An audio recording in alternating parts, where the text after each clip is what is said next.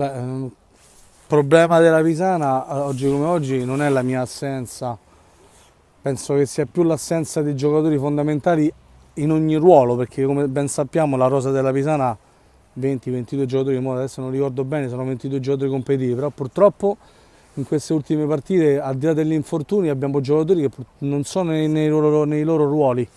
e questo ti sconvolge un po' tutto l'assetto tattico. Poi possiamo dire che comunque sono tutti giocatori bravi, ma se un giocatore bravo da metà campo in su lo metti a fare il terzino,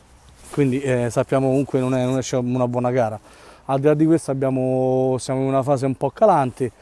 sempre per quanto riguarda i ruoli, però penso che comunque credo che possiamo insomma raggiungere i playoff. Oddio, non voglio essere sarcastico o quant'altro, però penso di raggiungere i playoff. Là, a fine dei campionati di calcio a 11 dovremmo avere la Pisana al completo, quindi là forse per la prima volta in quest'anno sarò in difficoltà di convocazioni, lo spero. Io parlo sempre per quanto riguarda il gruppo, comunque noi siamo una famiglia a livello calcistico dalla 2 a questi 2 anni di Serie A. Non voglio prendermela con nessuno, però devo solo ringraziare i ragazzi che sono qui e che tutte le sere di lunedì vengono qui a giocare, a prendere freddo, pioggia, quello che sia. Voglio pensare che comunque è una fase dove parecchi giocatori hanno problemi fisici, lavorativi